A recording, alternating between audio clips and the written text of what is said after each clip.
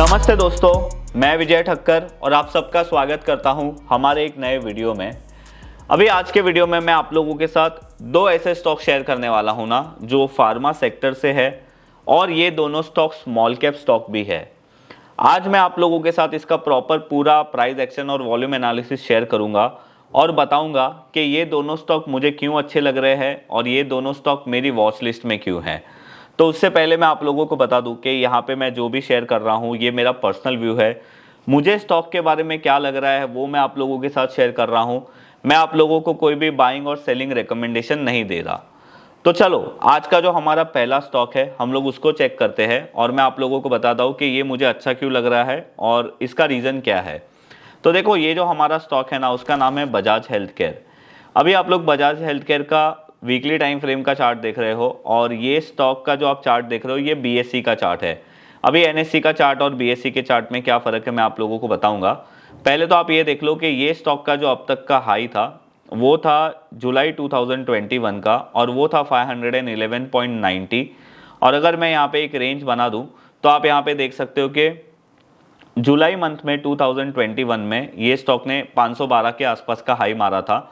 और उसके बाद अगर आप इसकी पूरी रेंज यहाँ पे देखते हो तो आप यहाँ पे एक चीज़ नोटिस कर सकते हो कि ये स्टॉक पिछले कुछ साल से एक रेंज के अंदर ट्रेड कर रहा है। अभी है ना, मैं बेटर क्लियरिटी के लिए आप लोगों को ये चार्ट फ्रेम को मैं एक हायर टाइम फ्रेम में लेके जाता हूँ जो है क्वार्टरली टाइम फ्रेम। अभी आज तक मैं आप लोगों के साथ जितने भी स्टॉक शेयर करता हूं, एनालिसिस बताता हूं, जनरली मंथली और वीकली टाइम फ्रेम बताता हूं, बट मैं कभी कभी क्वार्टरली और हाफ ईयरली चार्ट भी देखता हूं जिससे हम लोगों को एक बेटर पिक्चर क्लियरिटी मिलती है।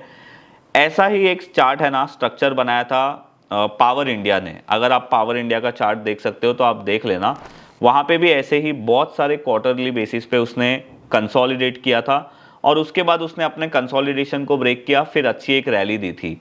अभी मैं ऐसा नहीं बोलूँगा कि वो सेम इस तरीके से हो रहा है, बट आप यहाँ पे देखो ये स्टॉक ने अपना जो हाई बनाया था 512 का जुलाई 2021 में, उसके बाद इसने लो बनाया था अप्रैल 2021 में 256 का, फिर वापस से एक लो अप्रैल 2023 में बना था वो भी 245 के आसपास का था और फिर से एक लो बना अप्रैल 2024 में वो था 265 का। अब यहाँ पे देखो इसके जो भी लो बने वो अप्रैल मंथ में ही बने थे और अगर आप इसका हाई देखोगे तो ये इसमें 512 का ऊपर ये कभी क्लोज ही नहीं हुआ है। इनफैक्ट अगर आप क्वार्टरली बेसिस पे बोलोगे तो 473 के ऊपर ये कभी क्लोज ही नहीं हुआ है। तो अभी आप यहाँ पे देखो ये स्टॉक ने कितने क्वार्टर से कंसोलिडेट कर रहा है, 1 2 3 4 5 6 7 8 9 10 11 12 13 14। अगर हम लोग क्वार्टरली बेसिस की बात करें तो ये 14 क्वार्टर से ऑलमोस्ट कंसोलिडेट कर रहा है। अगर मैं आप लोगों को मंथली बेसिस की बात करूं तो आप यहाँ पे देखो मंथली बेसिस पे भी आप लोगों को इसका कंसोलिडेशन बहुत ही क्लियरली देखने मिलेगा। अभी मैं आप लोगों को पहले ये बता देता हूं कि मैं इसका बीएससी का चार्ट क्यों देख रहा हूं, एनएससी का क्यों नहीं देख रहा हूं। तो आप यहाँ पे देखो इसका एनएससी का अगर आप चार्ट देखोगे ना तो मुझे ऐसा लगता है कि ये नवंबर 2021 में एनएससी में लिस्ट हुआ था।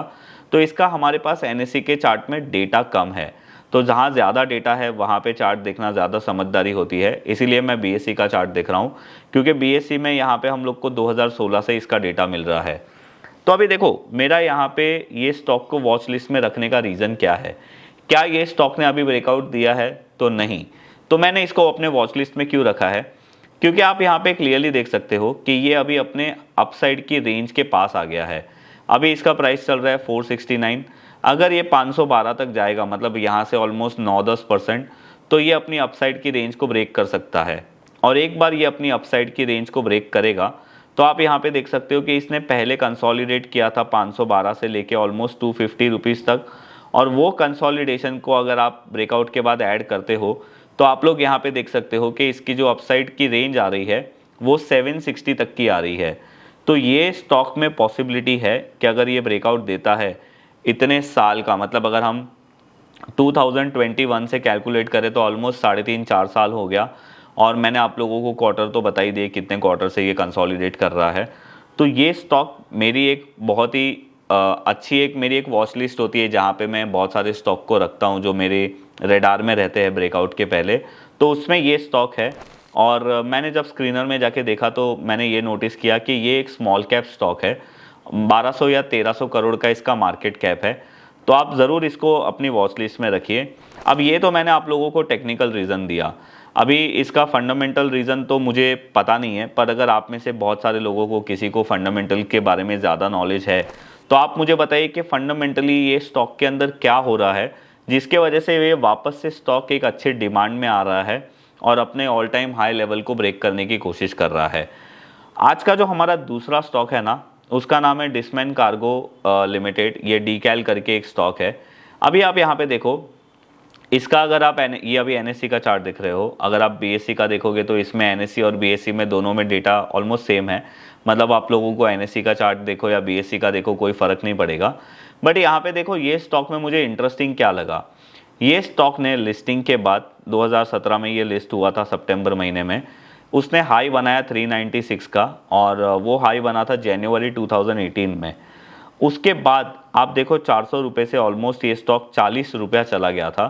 फिर उसने यहाँ पे एक वापस से हाई बनाया, वो ब्रेक नहीं हुआ 250 260 के आसपास का, वापस से वो नीचे आया 80 रुपीज़ तक का। अभी रिसेंटली यहाँ पे फरवरी और मार्च महीने में ये स्टॉक ने एक ब्रेकआउट किया था और 260 के ऊपर जाने के बाद ये 283 तक गया था। बट आप यहाँ पे देख सकते हो कि इसने ब्रेकआउट सस्टेन नहीं किया। उसके बाद वापस से ये स्टॉक नीचे आया और अभी रिसेंटली इसने अपने 257 260 लेवल को ब्रेक किया है और अभी ये 286 के पास ट्रेड कर रहा है। इसने इनफैक्ट अपने ब्रेकआउट पहले जिसने इसमें ब्रेकआउट हुआ था, जो फेल हो गया था, वो लेवल को भी इसने ब्रेक कर दिया है। और अभी देखो, ये स्टॉक के लिए नेक्स्ट रेजिस्टेंस लेवल क्या बनता है, वो उसका प्रीवियस हाई बनता है जो है 396। तो आप यहाँ पे देखो, अभी ये 286 के आसपास ट्रेड कर रहा है, इसका नेक्स्ट रेजिस्टेंस 396 है।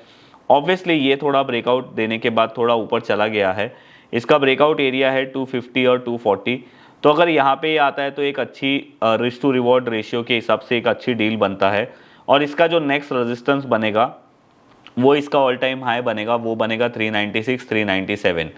और अगर एक बार इसने 397 396 लेवल को ब्रेक कर दिया, जो इसका ऑल टाइम हाई है 2018 वाला, तो फिर ये भी एक तरीके से मल्टी ईयर ब्रेकआउट हो जाएगा और उसके बाद ये और ऊपर जा सकता है। अगर आप इतनी रेंज को कट करने के बाद, मतलब कैलकुलेट करने के बाद, ब्रेकआउट के बाद ऐड करोगे तो आप लोगों को और एक अपसाइड की पॉसिबिलिटी यहाँ पे दिखेगी। तो ये दोनों स्टॉक मेरी पर्सनल वॉच लिस्ट में है, मेरे पर्सनल रेडार में है और ये दोनों स्टॉक एक तरीके से स्मॉल कैप भी स्टॉक है। अभी देखो, ये दोनों स्टॉक के फंडामेंटल्स क्या है और ये दोनों स्टॉक में ऐसा क्या चेंजेस हो रहा है, वो मुझे अभी कोई आइडिया नहीं है, क्योंकि फंडामेंटल्स के बारे में मुझे ज़्यादा समझ में नहीं आता है। तो अगर आप में से किसी को फंडामेंटल्स के बारे में ज़्यादा आइडिया है तो आप लोग मुझे ज़रूर बताना कि ये दोनों स्टॉक में ऐसा चेंजेस क्या हो रहा है जिसके वजह से यहाँ पे एक डिमांड आ रही है। अब दोनों स्टॉक को अगर आप देखोगे ना, तो अगर आप बजाज हेल्थकेयर को देखोगे तो ये एक तरीके से वो स्टॉक है जिसने अब पहले एक अच्छे रनअप के बाद ये स्टॉक ऑलमोस्ट 3-4 साल से कंसोलिडेट कर रहा था और अभी वापस से अपसाइड की प्रिपरेशन कर रहा है। फिलहाल चार्ट को देख के तो ये लग रहा है, अगर ये वापस से नीचे आ जाएगा, 512 लेवल को नहीं ब्रेक करेगा तो फेल भी हो सकता है। तो ये एक तरीके से आप बोल सकते हो कि एक अच्छा स्टॉक था जो वैल्यूएशन के हिसाब से बहुत महंगा हो गया था। उसके बाद इसने ऑलमोस्ट इतने साल कंसोलिडेट किया, अभी शायद फंडामेंटली कुछ चेंज हो रहा है, उसके वजह से ये वापस अच्छी वैल्यूएशन पे मिल रहा है, तो इसमें शायद डिमांड आ रही है। और दूसरा एक जो आप स्टॉक देखोगे ना, उसमें उल्टा है, ये बहुत ही महंगे वैल्यूएशन पे लिस्ट हुआ था, उसके बाद शायद ने कंपनी में लॉसेस हुए रह गए, कंपनी वापस नीचे चला गया और अभी ये कंपनी वापस से टर्न अराउंड करने की कोशिश कर रही है। तो ये दोनों स्टॉक में ये दोनों अलग अलग तरीके हैं। बट आप मुझे बताइए कमेंट्स में कि आपको दोनों में से कौन सा स्टॉक ज़्यादा पसंद आया। और हाँ, अगर आपको फंडामेंटल्स के बारे में पता है और आप समझते हो तो वो भी मुझे बताइए कि दोनों में ऐसा क्या हो रहा है जिसके वजह से ये दोनों स्टॉक में डिमांड आ रहा है। तो बस ये था हमारा आज का ये वीडियो और ये थे हमारे आज के ये दोनों स्मॉल कैप फार्मा स्टॉक जो मुझे टेक्निकली और प्राइस एक्शन वाइज बहुत अच्छे लग रहे हैं। अभी आप नीचे कमेंट करके बताइए कि इसके ऊपर आप लोगों का क्या व्यू है। अगर आप लोगों को आज का ये वीडियो अच्छा लगा है तो आप हमारे वीडियो को लाइक और शेयर ज़रूर कर सकते हो। अगर आप हमारे चैनल पर नए हो तो हमारे चैनल को सब्सक्राइब ज़रूर कर सकते हो। मैं मिलूँगा आप लोगों को ऐसे ही कोई नेक्स्ट वीडियो में, तब तक के लिए बाय बाय।